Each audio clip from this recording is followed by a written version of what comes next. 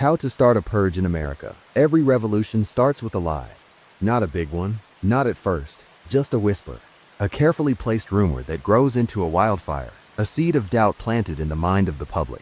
Nurtured by fear, watered by anger. I should know, because I planted it. My name doesn't matter. I've gone by many over the years, some real, some borrowed, some entirely manufactured. What matters is that I know how the system works. I know how it breathes, how it bleeds, and most importantly, how to make it fall apart. America wasn't built to last. No empire is. The cracks have always been there, hidden beneath the surface. All I had to do was widen them, and I knew exactly how to do it. Step 1 was control the narrative. I had spent years infiltrating the media, social networks, and online communities, feeding them half-truths, twisted statistics, and carefully manufactured outrage. I created dozens of identities, from patriotic hardliners to radical progressives. I joined movements on both sides, fueling resentment and division, making sure neither side ever realized they were being played. I didn't just push people to argue, I pushed them to hate, because hatred is fuel, and once you get enough of it in the air, all it takes is a single spark. Step 2 was destabilize law enforcement. Police forces across the country were already stretched thin, overworked, underfunded, caught in political crossfire. I made it worse. I orchestrated targeted leaks, corruption scandals, staged brutality footage, fabricated whistleblower reports. I painted them as monsters to one side and spineless cowards to the other. The result? Cities that no longer trusted their protectors. Officers began resigning in waves, walking off the job. Morale collapsed, and in the places where law enforcement remained, they were angrier, more violent, more desperate. That was the goal, because when the people don't trust the police, and the police don't trust the people, chaos is inevitable. Step 3 was light the match. I didn't need to start the first riot. I just needed to make sure it happened. Through back channels, I fed weapons into activist groups, anonymous shipments that couldn't be traced. I paid agitators to infiltrate protests, escalate conflicts, turn peaceful marches into bloodbaths. I turned one city into a war zone, then 2, then 3. Within weeks, it was nationwide. Buildings burned, stores were looted, armed militias formed in the streets, some calling themselves protectors, others calling themselves revolutionaries. None of them knew they were playing my game. And then, just like that, America was on fire. The government's first mistake was hesitation. When the riots started, politicians argued instead of acting. Some wanted to crack down, others wanted to negotiate, but neither side could agree on how. By the time they realized what was happening, it was too late. The second mistake was underestimating me. I wasn't just an outsider watching from the shadows. I was inside their systems, reading classified memos, intercepting emergency plans, predicting their every move before they made it. And then the real war began. The first city to fall was Atlanta. National Guard troops were sent in to restore order, but half of them deserted the moment they arrived. The ones who stayed, they got ambushed. They weren't facing random rioters anymore. They were facing organized factions, paramilitary groups I had armed and trained in the months leading up to this. They had tactics, they had weapons, and they were winning. Washington, D.C. was next. The president declared a state of emergency, deploying military forces across key cities. But that only made things worse, because by now, the public had chosen sides. Some welcomed the troops, others saw them as occupiers. Violence exploded in every major city, and then came the final step, the one I never planned for, the one I never saw coming. Because the moment the country collapsed into full-scale war, something changed. I was no longer in control. The factions I had manipulated had evolved, splintered into new movements, each with their own leaders, their own goals. They didn't need me anymore. They had their own plans. And it's when I realized I hadn't started a revolution. I had unleashed one. I should have disappeared, taken my money, vanished into some nameless country. That had always been the plan. Burn it all down, then walk away.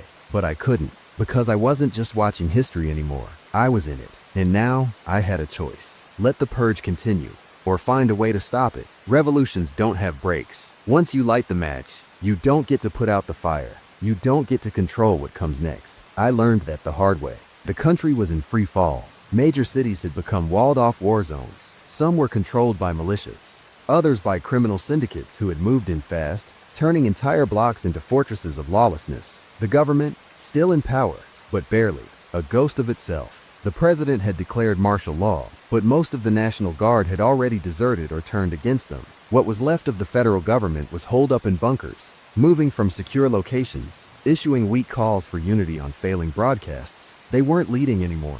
They were hiding. And now, everyone wanted power.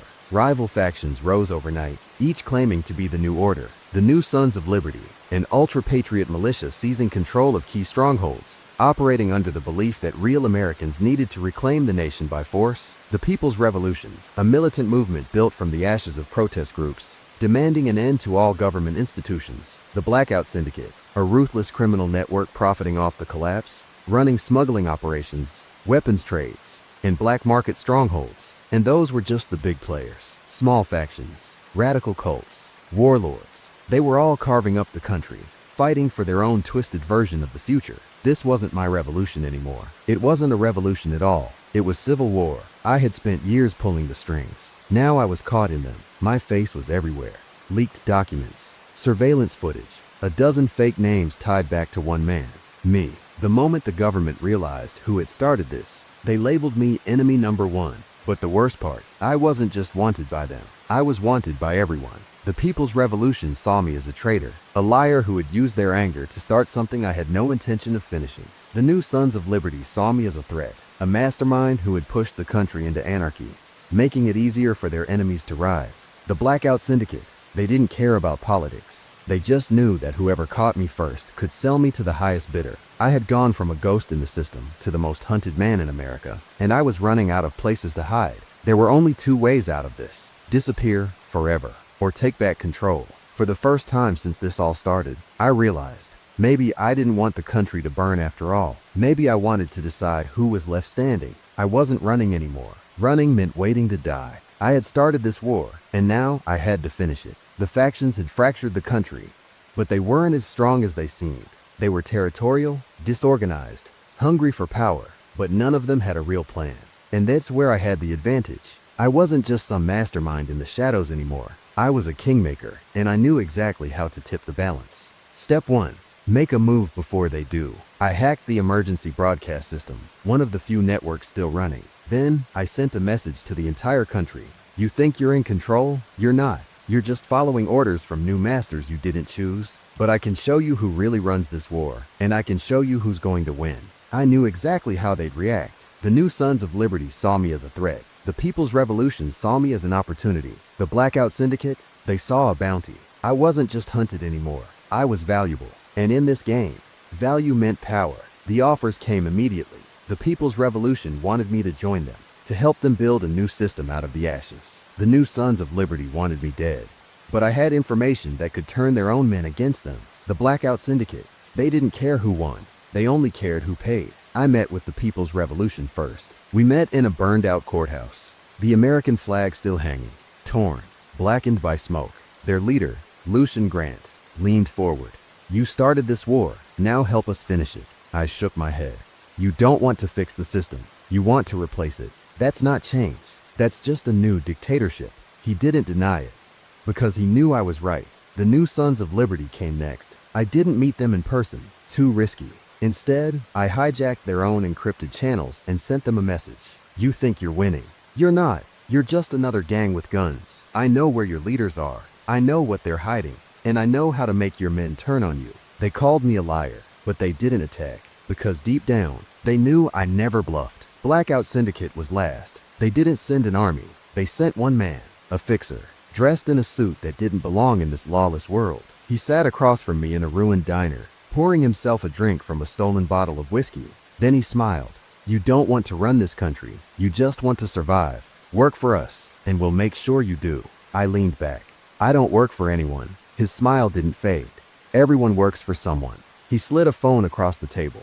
One call, one name, one decision. I stared at it, because he was right.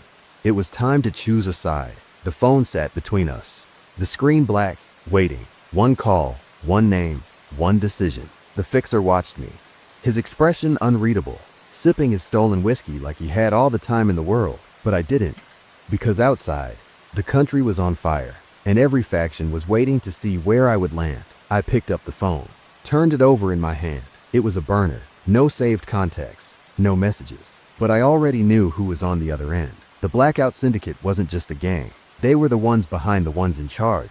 They funded politicians, controlled supply routes, kept the real power players in check. Now, with the country in chaos, they weren't trying to stop it. They were trying to own it, and they wanted me to be part of that future. I glanced up at the fixer. If I say no, he shrugged. Then you keep running. Keep dodging bounty hunters and trigger-happy militias until one of them catches you. I nodded. And if I say yes, he smiled. Then you stop running and start building. The words hit harder than I expected, because deep down, I knew I had two options: be a survivor or become a king. I took a breath, dialed the number. The line rang once, then a voice. Calm, controlled, powerful. Tell me what you want. And just like that, the real game began. The Blackout Syndicate didn't ask for loyalty. They asked for results. And I had one job to prove myself: take out Lucy and Grant. Grant was the leader of the People's Revolution, the faction that had grown the fastest since the country collapsed. He wasn't a politician or a military man. He was a survivor, just like me, a man who had climbed to power through charisma and blood. The Syndicate wanted him gone, and they didn't care how I did it. They just cared that I did. I didn't respond right away. I knew how this worked. This wasn't just a test of loyalty. This was a setup. If I went after Grant, I'd be declaring war on the People's Revolution. If I refused, the Syndicate would know I wasn't useful to them. And people who weren't useful didn't last long. I exhaled slowly. Where is he? A pause. Then, the voice on the other end said a single word: Philadelphia. Philadelphia had become a fortress. Grant's people controlled half the city, turning it into a stronghold of their new democracy. Taking him out wouldn't be easy, but I wasn't planning to take him out. Not yet, because if I was going to survive this war, I needed allies. And Grant was the best one I had left. Philadelphia was a death trap. Getting inside wasn't the problem. Getting out would be. Lucy and Grant's People's Revolution had turned the city into their own capital, a place where the old government no longer mattered. They had food, weapons, fuel, everything a rebel army needed to survive. But they also had loyalty. Unlike the other factions, Grant's people weren't just militants. They were civilians, families, workers who had thrown their trust into him. That made him dangerous, because he wasn't just a leader, he was a symbol. And the Blackout Syndicate wanted that symbol erased. I arrived under a false name, false identity, false past. The People's Revolution had strict vetting, but I had forged documents proving I had fought for their side in a smaller city skirmish. It was enough to get me through the first checkpoint, but inside, it was clear.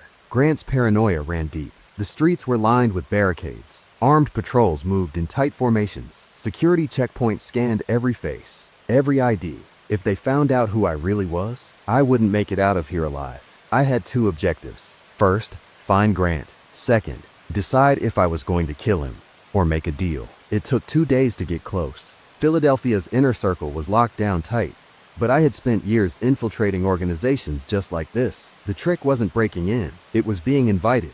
On the second night, I started asking questions, not about Grant. That would be too obvious. Instead, I asked about the future. The People's Revolution wasn't just fighting a war. They were building a government, and governments needed leaders. By the third night, I had caught the right attention. A man named Carter Holt, one of Grant's top advisors, brought me to a secure location inside a repurposed courthouse. "You've got people talking," he said, pouring a drink.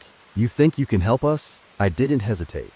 "I don't think. I know." He studied me, then nodded. "Let's see if Grant agrees." The next day, I was face to face with the man himself, Lucian Grant, the leader of the People's Revolution, the man I was supposed to kill. He looked younger than I expected, late 40s, built like a man who had spent his life fighting for something. His eyes were sharp, calculating. This wasn't a blind revolutionary. This was a man who knew exactly what he was doing. And now, he was watching me. "You're not who you say you are." His words cut through the air. No hesitation. No games. He knew. And now, it was my move. Lucian Grant knew who I was. Or at least, he thought he did. But the trick to staying alive in a game like this: never confirm, never deny, just move forward. I leaned back in my chair, studying him the way he studied me. "That's so." Grant didn't blink. "You think I built all this without knowing who walks through my doors?" He wasn't bluffing, which meant I had seconds to turn this into an opportunity. I smirked. "Then you know I'm exactly the kind of man you need." Grant didn't react right away. That told me two things. One, he hadn't made up his mind about me yet. Two, he was considering it. Finally, he exhaled. "Convince me." I didn't hesitate.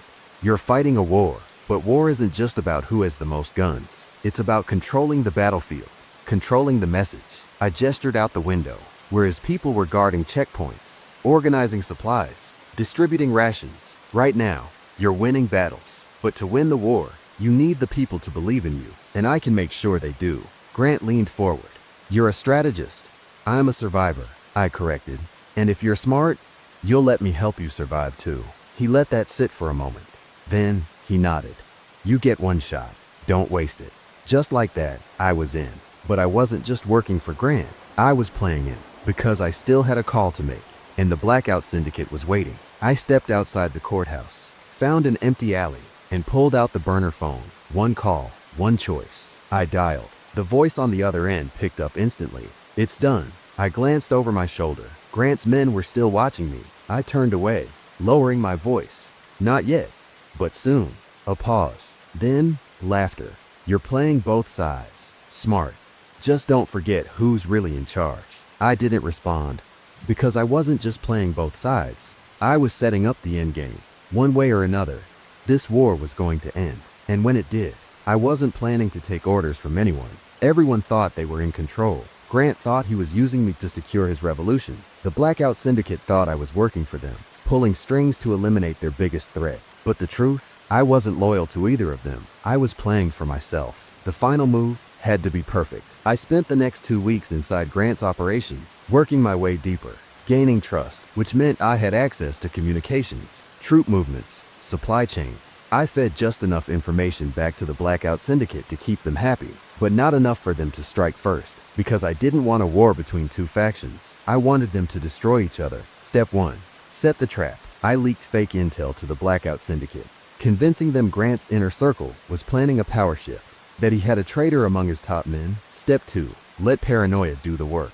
Grant was smart, but even he wasn't immune to suspicion. When I planted forged messages between his commanders, he started doubting his own people. Step 3. Make the first shot happen. I arranged a secret meeting between Grant's men and a fake Blackout informant. When they arrived, an ambush, gunfire, chaos, bodies in the street. By the time the dust settled, both sides thought the other had betrayed them. And then, the war started for real. Philadelphia burned that night. The People's Revolution and the Blackout Syndicate ripped each other apart in the streets. Every faction, every leader, every warlord, gone. No negotiations, no last-minute peace, just fire, gunfire, and silence. And me, I walked away, because I was never meant to rule. I was meant to end it all. I drove for hours, leaving the ruins of the city behind. No security convoys, no bodyguards, just a stolen car and a quiet road. I found an abandoned hotel, far from the war zones, far from the fire still burning in the streets. Then, I pulled out one last burner phone,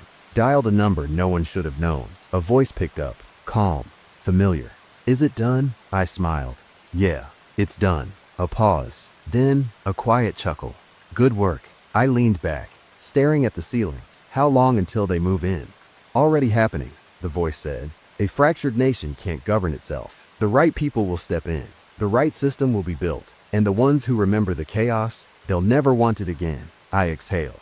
And me? Another pause. Then, the answer I already knew. You were never here. The line went dead. I sat there for a long time, the phone still in my hand. The truth, this had never been my plan. It had always been theirs. The ones who sat in rooms without names, behind desks without titles. They hadn't stopped the collapse. They had engineered it. And me, I was just the tool they needed to make it happen. The purge was over. America would rebuild. And the people, they'd never know who truly pulled the strings. I stood up, tossed the phone into the fireplace, and watched the flames erase the last piece of me. Then, without looking back, I disappeared to start a new life.